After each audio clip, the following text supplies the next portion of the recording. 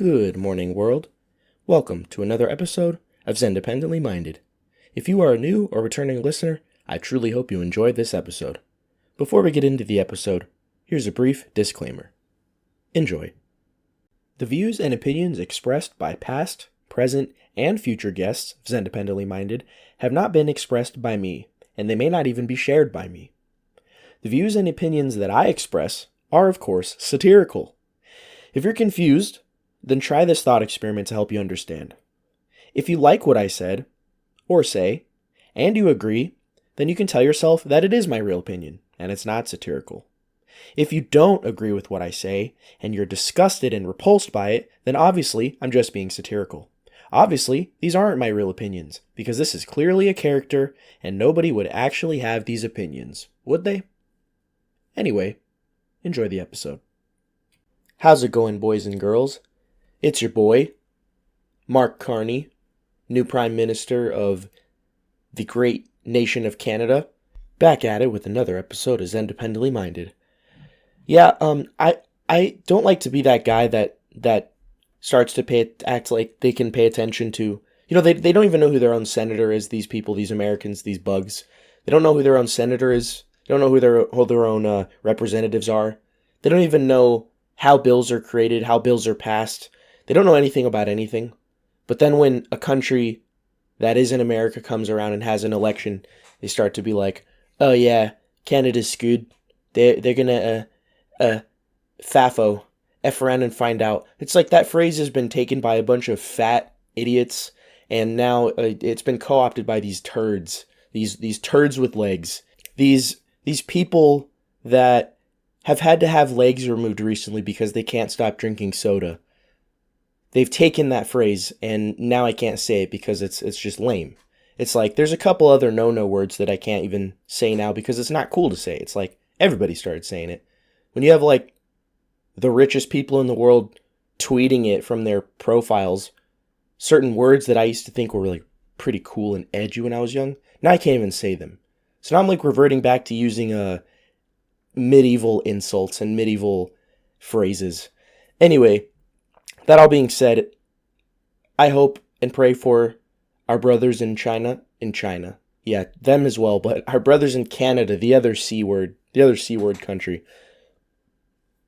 It's not looking great for them. They were kind of faced with a conundrum because they had, as you guys know, you should check out that low lights video I have on my YouTube channel, and I'm pretty sure it's on Instagram, and you can even watch it on Spotify.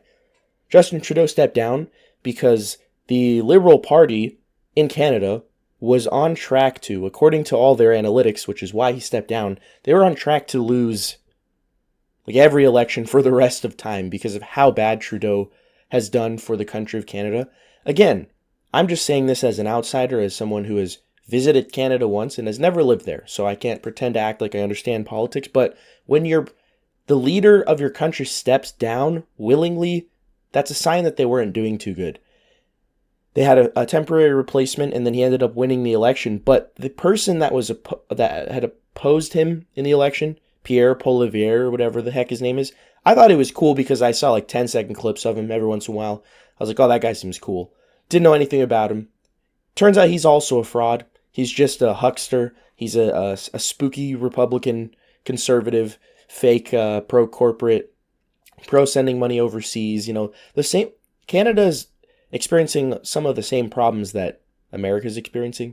And one of the things that their people really don't like is sending money overseas forever for no reason.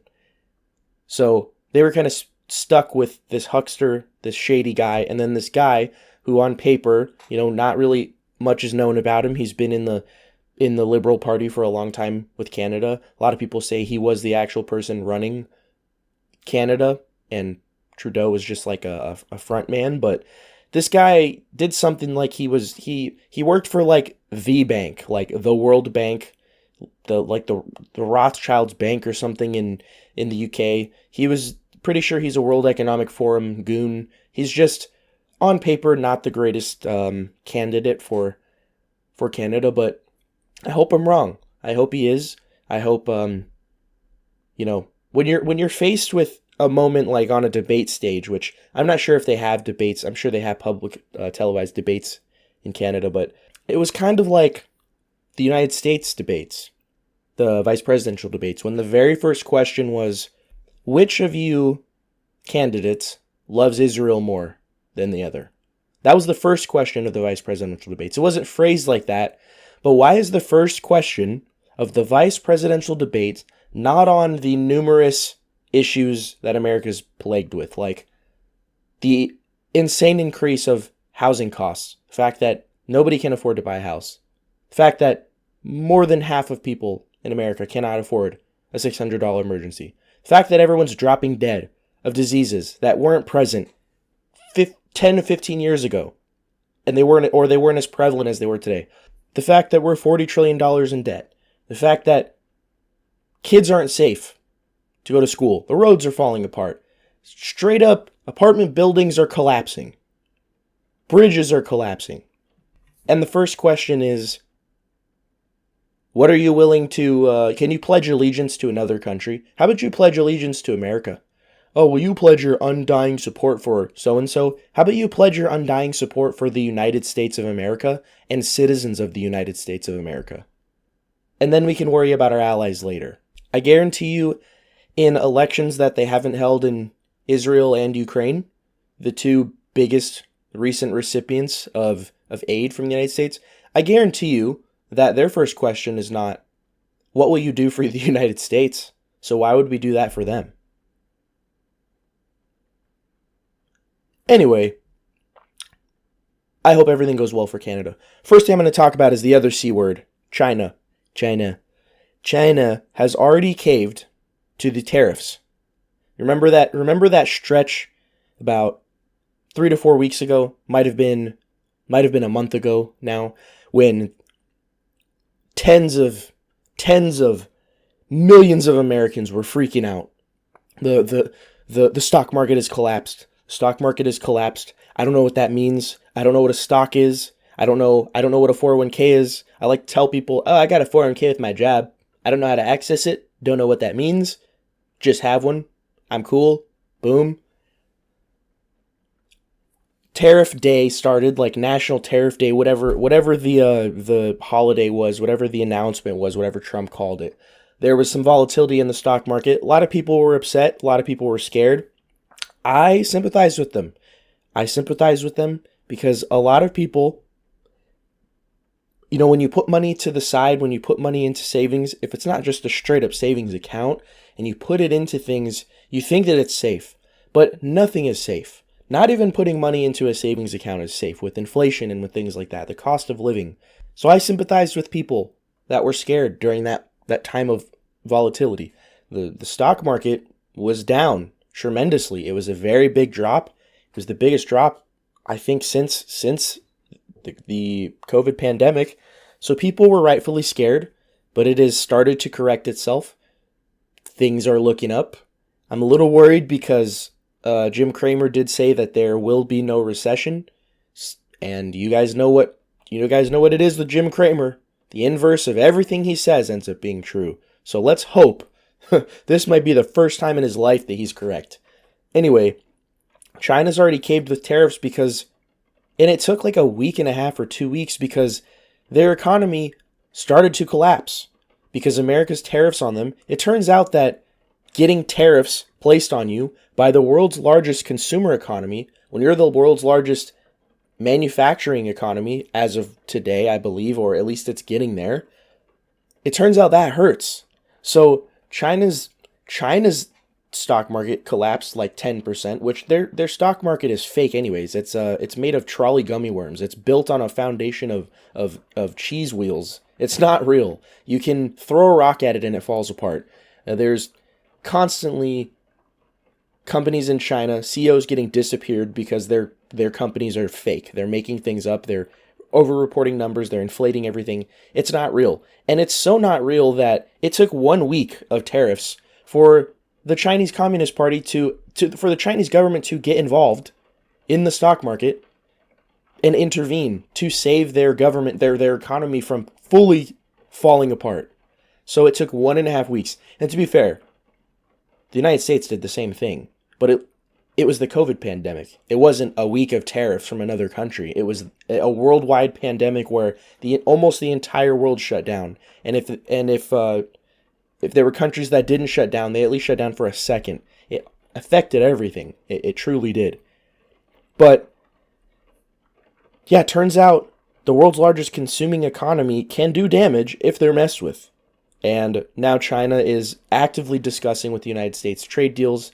These tariffs have been lifted, and once the announcement that the tariffs were being lifted on China, stock market started to rebound. It's up. It's been steadily climbing. There's still volatility. There always will be with the stock market. But that's the thing. I give people a pass because, a lot of the times people I'm not a stock expert. And I hate to sound demeaning when I make fun of people. But you have a smartphone in your pocket. You have a smartphone in your bedroom. You probably have a smartphone in your other bedroom. Your TV is a smart computer. Your TV has internet access. You can look these things up. You have YouTube. YouTube is the greatest app ever created as far as it's your one-stop shop for anything. It's educational, it's entertainment, whatever it is. You can put on brown noise on it if you can't sleep.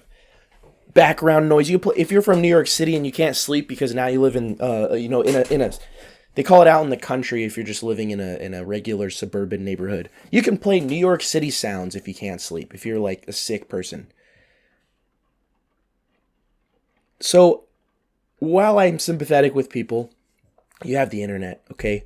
All you got to do is, you don't even have to Google anything anymore. Go to an AI, GPT, go to Grok or go to ChatGPT and say, explain to me what a 401k is. You can even tell them details. You can say, here's who my 401k is with. What's their reputation? What are other ways that I can save? What are some ways I can combat inflation? What are some ways that I can combat volatility in the stock market? What are safer bets? What are long-term bets? What are short-term bets? Things like this. How do I open a lemonade stand legally in my city? There's an infinite amount of possibilities to combat these types of things. This is how it's been since the beginning of time. There's always going to be change. The times are a-changin', as my good friend Bob Dylan says. So not only is it wouldn't be a cause for celebration on its own if it was just, cool, now we're making deals with China. That could fall apart when the next president comes. The big long-term thing, the thing that I've talked about, the reason why these tariffs were even pushed to begin with, was we need manufacturing to come back to America. We need to start building things in America because as of right now, our GDP, the size of our economy is still almost $10 trillion larger than China's. But the trajectory that we were headed before Trump became president this time, they were going to pass us. And it's not a good thing. It's going to take a long time. It's going to take multiple administrations to keep on what we're doing, what this administration is doing right now, to keep this momentum going. But big companies like Honda, Hyundai, and Apple have announced massive manufacturing plans in America. They're opening plants, or they're reopening plants. They're dusting off the cobwebs because they had plants going. Then they decided to leave because a Democrat got into office and decided, we're going to up the corporate tax rate because we need to tax the billionaires. And then they're like, cool, I'm a greedy piece of trash, so I'm going to go overseas and I'm going to exploit cheap Indian and Chinese labor. And now they're being forced to come back because it's almost like, cool, increase the tax rate. We're going to lose millions or billions. We're going to go overseas. Oh, tariffs on China, tariffs on India. We're going to come back to America. So Honda, one of the largest car manufacturers in the world, if not the largest, it has to be Toyota and them close second. I'm very confident that that's the case. Hyundai, a rising Asian car competitor to Honda. Hyundai is getting better with the quality of cars. They're cheap, they're affordable. Korea is following the same model that Japan does with Toyotas and Hondas. And Apple, they're probably the highest sell. They sell the most phones, probably. I would guess them or Samsung sells the most phones. I wouldn't be surprised if Samsung also has announced some big manufacturing plans for America. So this is great news. This was the end goal for a little bit of pain, a little bit of stress. trust me, I'm not going to sit here and act like I wasn't stressed. I just didn't open my Roth IRA for a while because I've constantly had to remind myself that I'm young. So my Roth IRA is really boring. All it is boring long-term things that are safe, not always guaranteed. They also were down during this time of tariffs. But I just had to remind myself, hey, the most important advice that I've ever been given on investing is do not invest emotionally and do the opposite of what everyone else is doing. People who are familiar with stocks and volatility looked at that time when everything was falling. When Nvidia fell to, what was it, $90 was the lowest it fell. A lot of people freaked out. A lot of people sold on the way down. People like me saw it as an opportunity, like, cool, Nvidia at a discount. Nvidia at $90? Are you kidding me? We haven't had Nvidia at $90 for a while. So it was just an opportunity to buy in if possible and take advantage. Do the opposite of what everybody else is doing. The next thing I wanted to talk about was just something that I learned recently that really just cements my disgust and my disdain for the European Union. For anybody who knows, I've talked about Giorgia Meloni, the Prime Minister of Italy, when she was running for election in Italy. I started to look into her, read about her perspectives on things, read about where she stood on the issues, because I didn't really know anything about her because I'm not an Italian. And I ended up really becoming a fan of hers, and she got into office, and she started to immediately do things that I saw that showed me that she was a proud Italian, that she cared about Italian culture, the Italian people, the future of the country of Italy. She started to do things to preserve the Italian culture, like banning lab-grown food, overly processed lab-processed foods in Italy. Because one of the first three things you probably think of when you think of Italy is their food. They take their food very seriously. They are a very proud nation when it comes to their food. And then she also pushed some other things to preserve the Italian language and things. Then she started to flirt with and started to actively try to use her resources to beef border security, because Italy gets a lot of African illegals that come to the country. They usually come through Sicily because Sicily is close to Africa. And this is something that she wanted to focus on curbing the unchecked, unfiltered, unregulated amounts of migrants that were coming into Italy. Unfortunately, she ran into a problem. Italy is a member of the European Union, and with that comes a sacrifice of sovereignty. So, Giorgia Meloni cannot deport illegals. She cannot start rounding up illegals, probably not even criminals, at least not on a large scale, because the headquarters, the decision-making on NATO and the EU comes from Brussels, comes from Belgium, the capital. It comes from the capital of Belgium. Why that is the place that all the decision-making comes down from, I don't know. But Italy doesn't print its own currency. It can't. Brussels prints their currency. So there had to have been a phone call, or she probably got in knowing this was going to happen, which is unfortunate. But Giorgia Meloni cannot do anything that favors her nation if it's against the consensus of the European Union, like deporting illegals, like turning away asylum seekers, quote unquote, because then Brussels will withhold printing currency and the Italian economy will collapse.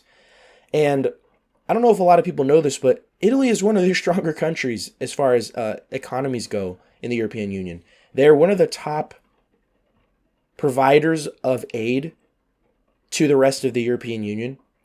Like the Eastern Bloc, the old communist bloc countries like Hungary and Poland are the biggest recipients of aid, but Italy is one of the top 5 providers of aid. They're a powerful nation, they matter, and it's unfortunate because, like I said, the EU is tyrannical. You sacrifice sovereignty of your own country if you join the European Union. This is something that the UK has recognized. That's why they left. This is something that Italians have recognized. I don't know if Meloni has explicitly stated it, but I know she talked about leaving NATO. I know she's talked about, not sending immense amounts of aid to Ukraine, not doing this, not doing that. She even was one of the few leaders in the European Union that said, we will not be sending Italian men and women, soldiers, military personnel, to be peacekeeping troops or whatever in Ukraine, like the UK has announced that they will be doing, and I think they have some right now in harm's way in Ukraine. For what reason? We don't know. What could the UK military do to stop the world's largest nuclear arsenal? Nothing. The UK has a large military in comparison to the rest of Europe, but there's a reason why NATO exists. If the UK could defend Europe by itself, or it could handle things with the rest of all its brothers and sisters in Europe, then there wouldn't be a need for NATO. And frankly, we wouldn't have this problem that we're having right now. But it's unfortunate. And, Germany, the AfD party, they've also, I think, flirted with leaving the European Union, leaving NATO, I believe. I'd have to look into that. But I know they've talked about, they're more nationalistic, which I know is the bad word. It's the worst N word that you could say out there. Nationalist. So Trump has actively been trying to avoid war with Iran. He's even taken part in some deals and some talks with Iran. He's tried to play the mediator between Iran and Israel because Israel wants nothing more than to preemptively strike Iran and prevent them from using the nuclear weapons that they either have or they're going to have in 5 minutes. And in doing so, in trying to play the role of peacemaker, not wanting to start any wars, as he's promised, as he's done since his first presidency, it's caused a rift in the Republican Party, which I don't care about the Republican Party, but I care about Trump's ability to get things done. And if there's a rift in the Republican Party, not only will it hurt his ability to do things right now if there isn't a consensus, if he doesn't get enough Republican congressmen and women on board to support things, to support bills that he wants to pass, to support things that he wants to push, agendas he wants to push. So it'll suck in the long term. It'll hurt in the long term for the current administration. It'll also cause problems during the midterms, which will set the front runner for the Republican Party in 2028. It will set them up for failure. Democrats are chomping at the bit for some big gains in the 2026 midterms. Unfortunately for the Democratic Party, they have yet to come up with a policy that is attractive to the American people. Because, as you saw, not having a strategy, not having a motto, is one of the big reasons why Kamala Harris lost in 2024. Also, just saying Trump bad is not a policy. It's not a policy. That's why they had some losses in the midterms this last time. That's why they lost in the presidential election in 2024. Because saying Orange Man is bad is not a good strategy. So, Trump has just recently fired. So, there was a moment when Israel was about to strike Iran. So it would have meant war between Iran and Israel if you don't already believe that they're at war right now. Israel was about to strike. Trump called Netanyahu and said, "You're not going to strike Iran." And since then, Netanyahu, like the snake he is, has gone to separate cabinet members of Trump and tried to find a way to circumvent his authority. So Trump just fired a national security advisor, Michael Waltz, because he had been meeting with Netanyahu, and he also wanted war with Iran. So he was kind of meeting with a prime minister of another country, discussing how they could go to war with Iran. I don't know why. Warmonger, rhino, pieces of trash, like the ones in Washington, D.C. The exact reason why I'm not a Republican, the exact reason why I despise the Republican Party as much as I despise the Democratic Party, They're frauds. I don't trust any of them. There's not a Republican right now that I trust besides Thomas Massie. I don't even trust Rand Paul anymore. I don't trust J.D. Vance. I don't trust any of these people. All of these people either want war with Iran or they want whatever is the consensus, whatever is the popular thing. While I like J.D. Vance's ability to talk and be quippy and make memes with his stupid face, with his stupid ferret face, I don't trust him because he's flipped on almost every single issue that you could think of, all the major issues you can think of. He's either flipped or he's been vague enough about it to where he can kind of be like, oh, I'm on the spot about this specific issue, so I'm going to talk about it. He hated Trump before. He said he was not fit for office. He's not a trustworthy guy. He's a chameleon. And you can't trust people like that.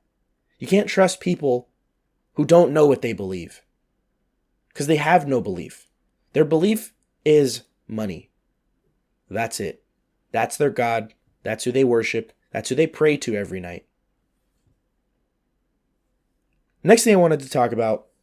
So people are still raging over RFK Jr.'s words. He did a press conference like a post-game NBA conference where he talked about, well, we're going to actively look into autism and we're going to find out the main cause of it within a month or something like that. People were mad. People were really pissed off because when someone comes out and says things like, hey, America, we have a problem, people tend to get really butthurt. So I've seen a lot of people who just truly should get their mouths sewn shut and they should get the internet taken away from them. They should get put on a list where if they log into the internet, they immediately get apprehended by the authorities. I've seen people say things like just true idiotic, illogical things like, autism isn't a curse, my kid can function and RFK just wants to kill him. My kid has autism and guess what? He's totally fine, so it's not a problem. Okay, cool. Congratulations. You know nothing about autism at all. It's called autism spectrum disorder because some people have it way worse than others. There are a lot of functioning people who have mild autism, and then there are people that can never live on their own. They'll never be independent. They have crippling autism. They cannot wipe their ass. They cannot make a bowl of mac and cheese. They can't do anything on their own. And it's really tragic for them and their families. It's a big burden for these people. And to people that have kids with autism, I know that you love your kids. Of course you love your kids. No matter what they have. No matter what they look like. No matter their personality. No matter what ailments they may be suffering from. But wouldn't you be happier if you understood autism better? If you understood not only is this a chemical thing? Is this a genetic thing? Is this an environmental thing? Is it a mix of all of them?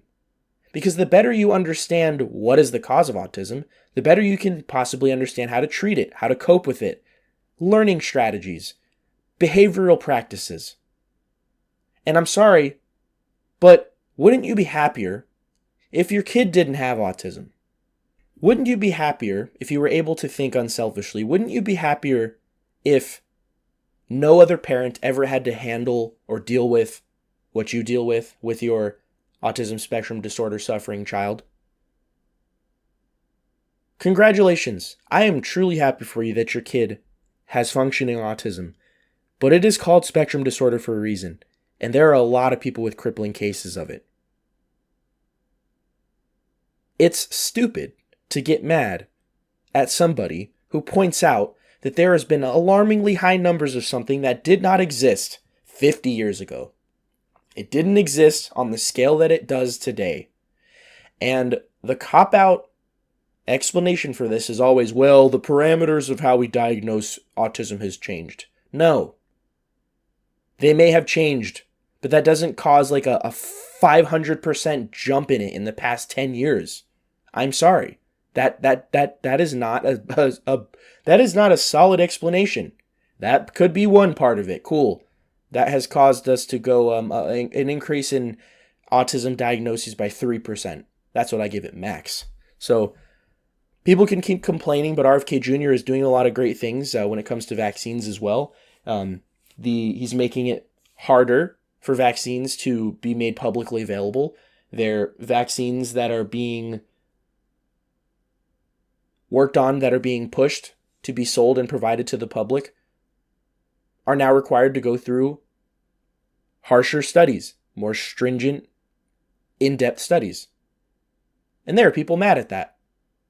Bernie Sanders is mad that vaccines are now going to be safer. Bernie Sanders is mad that we're looking into why exactly the COVID vaccine was pushed so hard, despite there being numerous side effects that were known, that were captured, that were noted during the 5 seconds of testing that they went through before they were pushed by the government with protection for companies in case there are vaccine injuries, which there were hundreds of thousands of.